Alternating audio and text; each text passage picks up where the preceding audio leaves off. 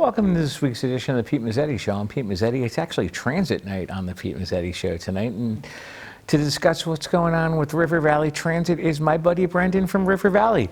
Good to see you, Pete. Good to see you, Bud, how are you? I'm doing well. Good to see you. What's Thanks new? for having me on. Thanks for coming down. Well, as always, we'll have a lot of new things to talk about. We got a lot new, so we got a I never half hour. come with a small amount of things. So. Nope. Yeah.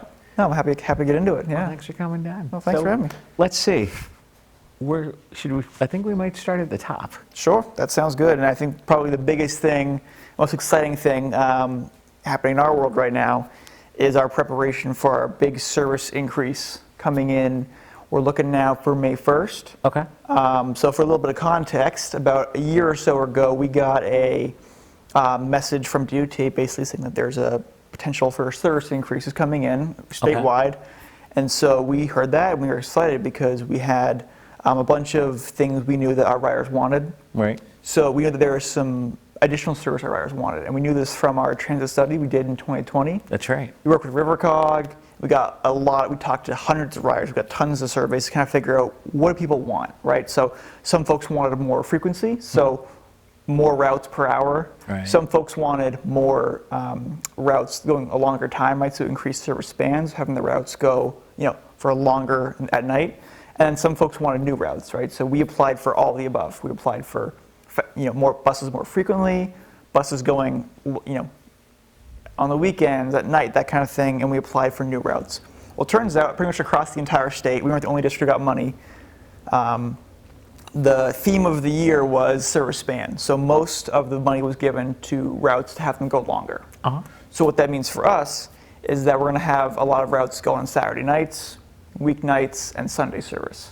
Cool. And so what they did was we applied for a bunch of different service, and what we got was for Middletown, the Middletown area, we were getting 4 routes that are getting Saturday night service, weeknight service, and brand new, and it's really exciting, is Sunday service.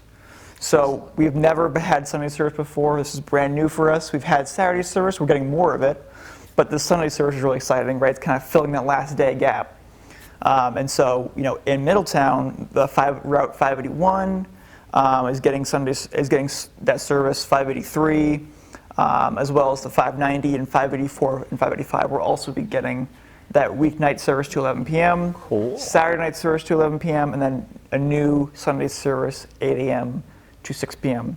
And I'll just mention in the Shoreline, we didn't get as much as we wanted, unfortunately, but we kind of fought and clawed our way to make sure Shoreline still got something. Yeah. And what that is a Sunday service for the 641 route, which for folks who don't know, the 641, you might see it's the big 30-foot bus that comes around Boston Post Road. It goes from Madison to Old Saybrook, traveling through Clinton and Westbrook. In fact, right here at the Water's Edge Shopping Center here, the bus goes by in both directions every hour. That bus is actually it's one of our top-performing routes in the entire system. Really? So when you factor in, we have about 13 bus routes between Middletown and the Shoreline, right?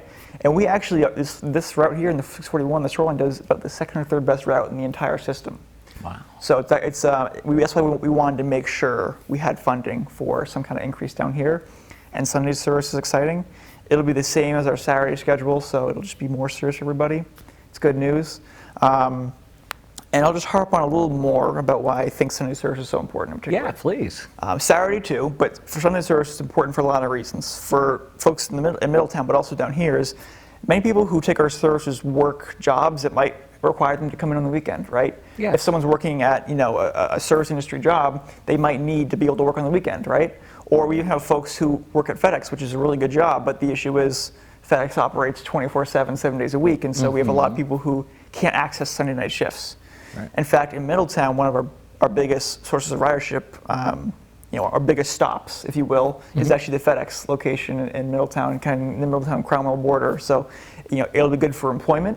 It'll also be good for shopping. So folks down here can access the many different, Westbrook Outlet malls, the Clinton Crossing malls, any of the different shopping centers we have here on Sunday as well. Right. So that'll hopefully be a good boon, and also the same thing is true with employment as well. So I think the Sunday service will be pretty big for our region, and hopefully folks take advantage of it. So. And that starts May 1st, correct? Yeah, so we're thinking May 1st, maybe April 28th, depending on when the dates align, but that kind of time frame. Yeah. Our biggest challenge, which we'll be totally upfront, is and we're not the only ones from this, it's finding drivers. For folks who might not be aware of the transit world in general, pretty much across the board, folks are having a hard time hiring drivers. Yeah. Especially drivers with what we call a commercial driver's license, or a CDL for short. Yep. That's a sort of a more specialized thing you have to invest some time and some money into. And what we're seeing right now is across the industry, the issue is we are having an aging workforce. A lot of our drivers are sort of on the older end of things, which is awesome. They bring a lot of great experience, but they're starting to retire. Right. And on the opposite end, we're having less new kind of recruits, if you will, coming in and wanting to choose driving as a profession, or getting a CDL. Mm-hmm. Or if they're getting a CDL, they might be going to commercial driving, like trucking, where you get paid a little more. So those are the things that all transit agencies are currently kind of in the works and trying to fight through. So I'll just also plug, if people are interested in driving, we definitely have many positions open, both ones that require a CDL and also ones that don't. So many of if you might see around town, these small little shuttle buses driving around, those you don't need a CDL for. Those you just need an F endorsement, which is a very easy process that we can get folks engaged with. So if you know a friend or yourself are looking for a job and you don't have a CDL, you still can be a driver as well. So I'll just put that plug out there too, because trust me, we're looking for a lot of drivers. We're looking for about 10 drivers in the next 4 or 5 months. So it's going to be a pretty big haul for us from now till April and June. Now, the F endorsements, Yes. to drive like the dial-a-ride bus. Exactly right. So for folks who might be familiar, it's like you might see like a senior shuttle van or a little 12-seater kind of shuttle bus. We're not talking the big 30-foot buses. Those you need Yes. a CDL and you get paid more because of it, right? But the F endorsement buses, the smaller buses are, if you're coming in and you want to work, we can train you to get to be an F endorsement like that. It takes a couple weeks, and it's mostly just paperwork, and then we get you and you're good to go. So it's more of a, if you're willing to do it, we can get you ready to go. And but we definitely need we need dispatchers and supervisors. So we're definitely hiring. So if folks are interested in into job opportunities, we'll just toss it out there. Might as well. So, Yeah. Yeah. And I do like the new bus schedules where you guys are running every hour. Yeah. Well, thank you. Yeah. So we also October 16th of last year, so 2023. We did launch a series of service changes, including schedule changes that you mentioned there. And one of the things we did here in the Shoreline is we took a better look at our schedules and how we were transferring. Because before then, many people who use our system might hop from one bus route to the next, right? They're not just taking one route. They might, for example, get on the 641 and maybe they'll hop on the 643 to get to New Haven, right? That's their final destination.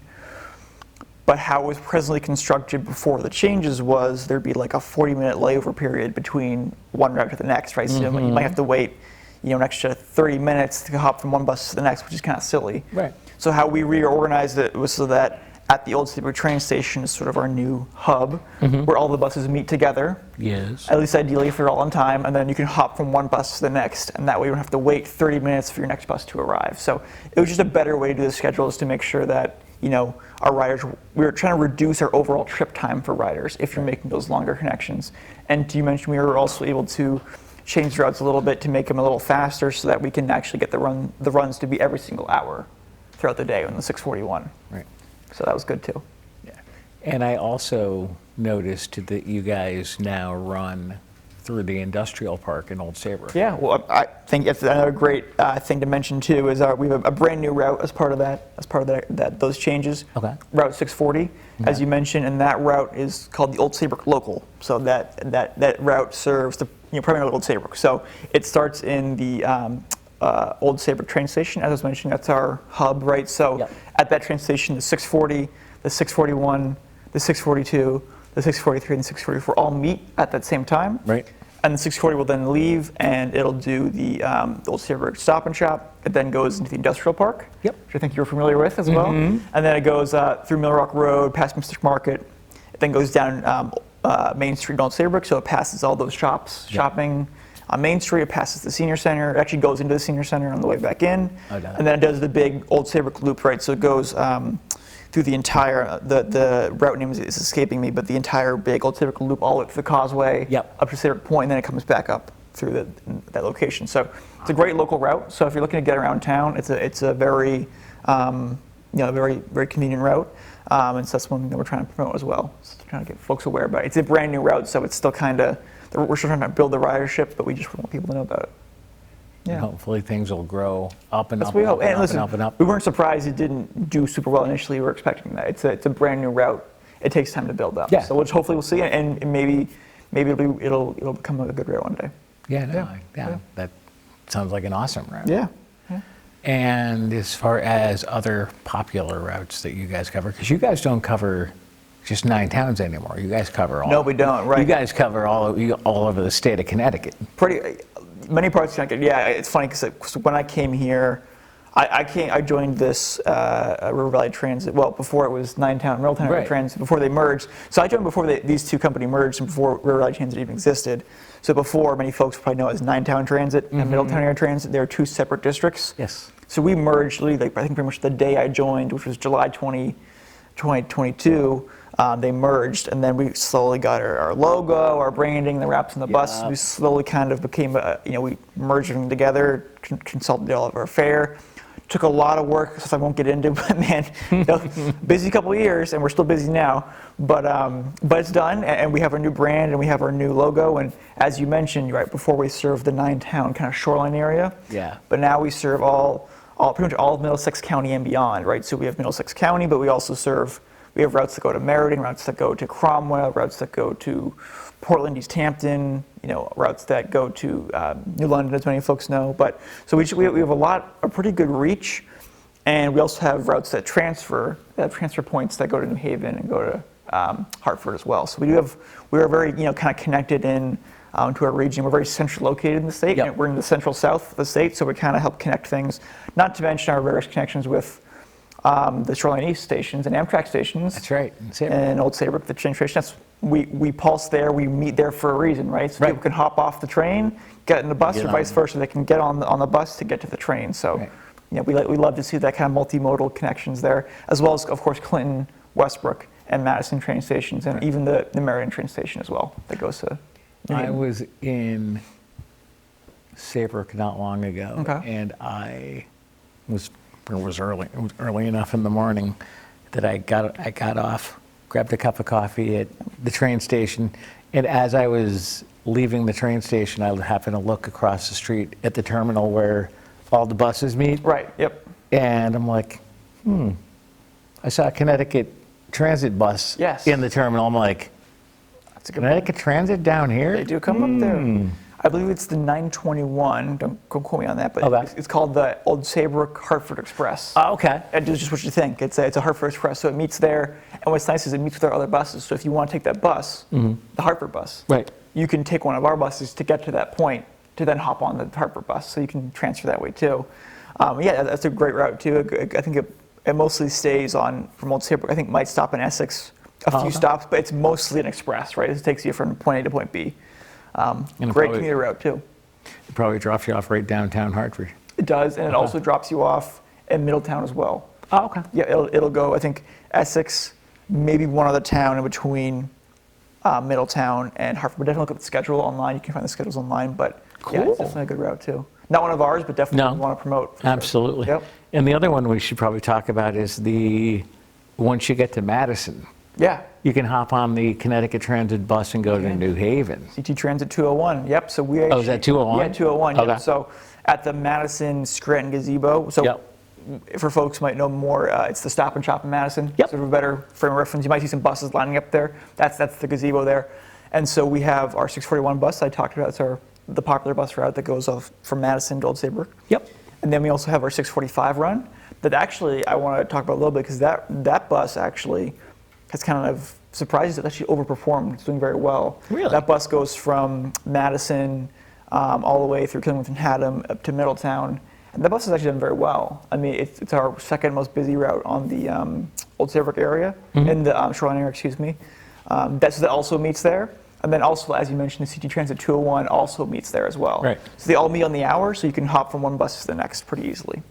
Would you mind sticking around for another segment? I'd love to. All right, we'll be right back.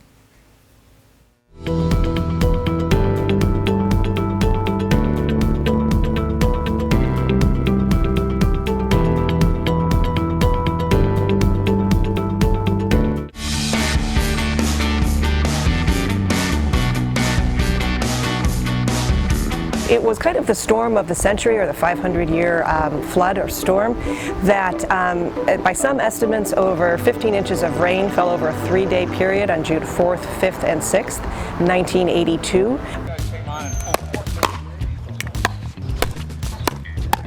What is pickleball? The sport that has captivated millions with its combination of tennis, badminton, and ping pong can be played one-on-one or two-on-two.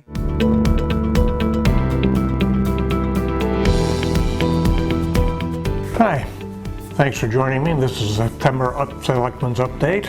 Hello everyone, Carl Fortuna here again with another monthly update.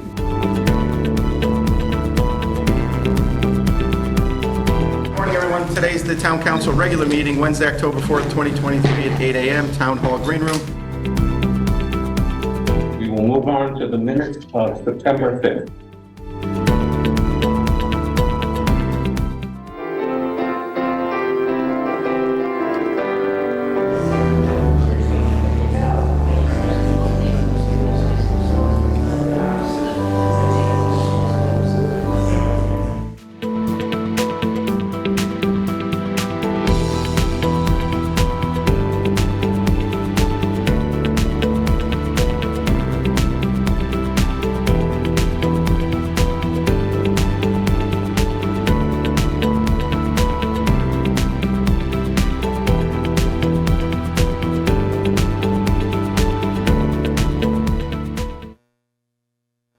Welcome back to this week's edition of the Pete Mezzetti Show. I'm Pete Mezzetti, sitting here with Brendan from River Valley Transit. Welcome back, sir. Thank you. You got it. Yeah. All right, so we talked about soup and nuts and bolts during the first segment. Yep. You want to talk about Extra Mile? Sure. Let's talk about Extra Mile. Yeah, so we talked about kind of your classic transit service, your classic bus route type things, right? So we're a little more modern now. So for folks who may not know, in Old Saybrook and in portions of Westbrook and Essex, we have a service called Extra Mile.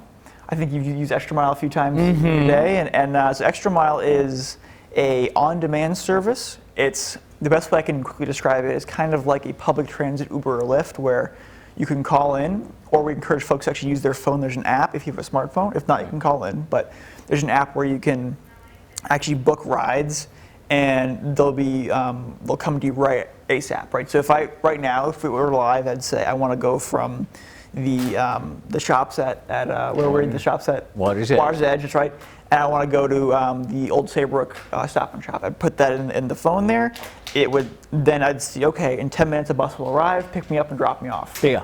It's pretty cool, and again, it's $1.75, so we don't charge you like it's an Uber or Lyft. We charge you like it's public transit. $1.75. That's nice. The only drawback is we don't go everywhere. We just stay in a certain zone, right? So you're kind of in the Old Saybrook, Westbrook, and Essex zone. So that's kind of a basic overview of Extra Mile. I'll just say it's grown in popularity a lot. We started it in 2019. We now do thousands of rides a year. It's one of our most popular services. So with that context, there was a Department of Transportation grant. There was money that they had to distribute for what we call microtransit. So Extra Mile is an example of microtransit. Basically, just think of Extra Mile and microtransit are kind of the same thing. Extra Mile is just our brand, our RVT brand of of microtransit. Anyway, we got money for that to do 3 new zones. So right now we have the Old Saybrook zone, and we have a pilot zone in Middletown.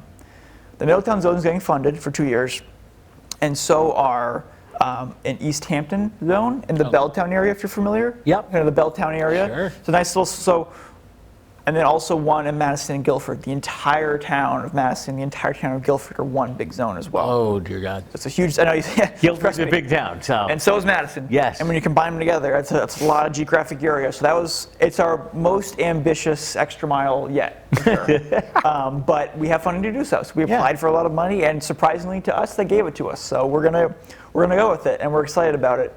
But just for some more context too, so what the grant wanted is they wanted a rural area. The grant wanted to see how does microtransit work? Right. Does it work in rural areas? Does it work in urban areas? Does it work in suburban areas?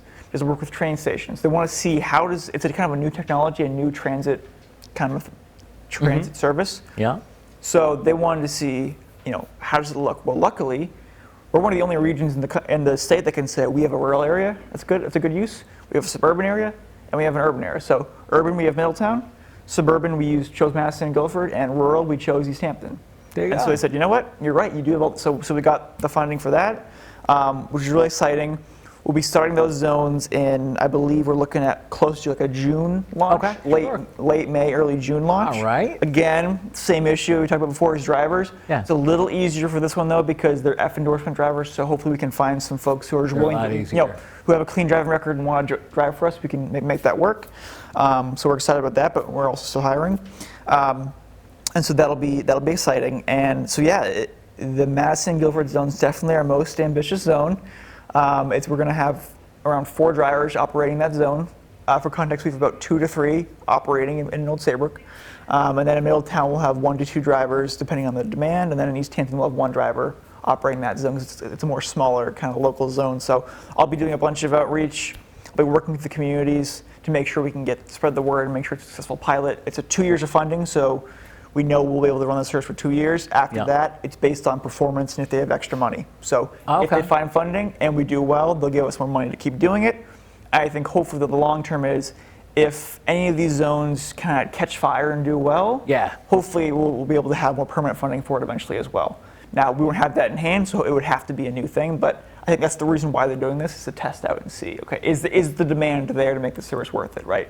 So before investing in a big service, we're going to test it out. It's basically just a big test. So, but it's a 2-year test with lots of time to use it and kind of see what works and what doesn't. So, and we're well positioned because we were one of the only applicants who've actually done extra mile before, Right.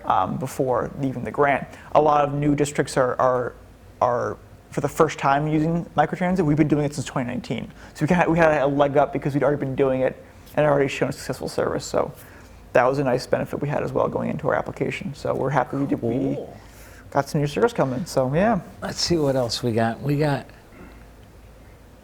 Let's talk about fare payment technology. Sure, yeah. So we're going to stick with the modern theme here. So Yep. 21st century theme. So we also, speaking of grants and pilots and DOT, well, we got another one. So we were also chosen to be the state's pilot for a new fare payment technology system deployment. So the state of Connecticut is looking at basically consolidating the fares and the fare structure to be a lot simpler for the average rider to transfer from one system to another.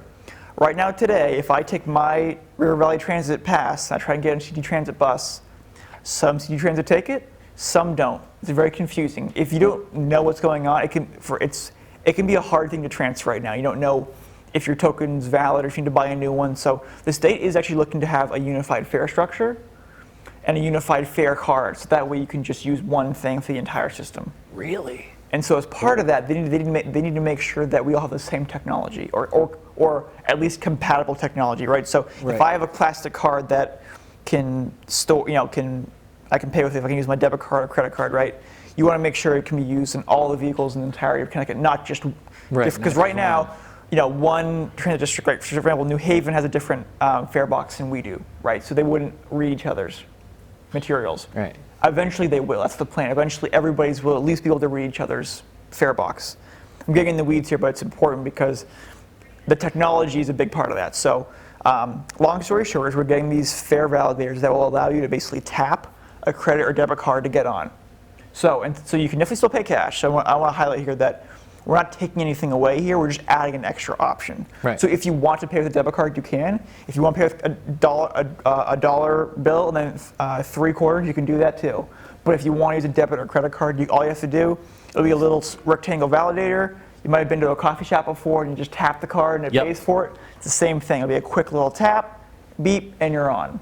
It'll help improve the bus being on time. People can get on faster. Cool. It also just gives you another option, right? If you don't want to carry cash along all day, the exact $1.75 fare, you can now just tap in to get on. Right. And what's really cool, I know we're at the rep, what's really cool too is it'll also allow us to do a thing called fare capping where if you're tapping your card, let's say you don't want to pay for $54 right away for a monthly pass, right? It's Right. kind of expensive. It can be expensive to do that. Right. But let's say you use the bus a lot. Let's say by the 25th day of the month, you've bought a bunch of rides and now you're at 5250. You will no longer have to pay for the rest of the month. So it caps you at paying a certain amount. So you'll never overpay for transit, right? Because let's say you spend $60 a month on transit through us. You could have bought the 5250 pass, but you didn't. It'll stop you at 5250, so you won't have to pay anymore. Cool. That's another nice thing about it. So I just want to highlight that too. That it'll also be, it'll help with affordability too, making sure you're not overpaying for transit too. Cool. So technology is cool there too. Wow. Yeah. Yeah. And when should we see these changes take effect? So for the fare, I'll do a recap here. So for the service increases, we're looking at May 1st, Okay. April 28th, somewhere in there. For extra mile, we're looking at probably June 1st. Okay. And then for the new fare payment technology I just talked about, we're probably looking for more vague, probably late summer, early fall is when we're going to get those installed and deployed. So Now I'm going to put you on the spot. sure. Last time you and I were together, Yep.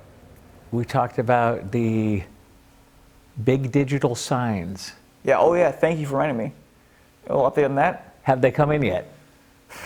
Yeah. Short answer is yes. Okay. They have. When I first got here, the first thing we did was get this project going on. And it's still happening. Oh, good. So that should show you how fast it's going. But yes, they do have everything in the warehouse, and they should be installing it at the Middletown terminal the week of March 4th, I believe. Okay, a couple weeks. I'll see it when I believe it, to be honest with you. Exactly. But let's hope that's the case. Cool. So Brandon from River Valley, we're out of time. good to see you, Pete, as Good to always. see Thanks you. for having me. You got it. On behalf of Brandon, I'm Pete Mezzetti. Thanks, good night, and we'll see you next time.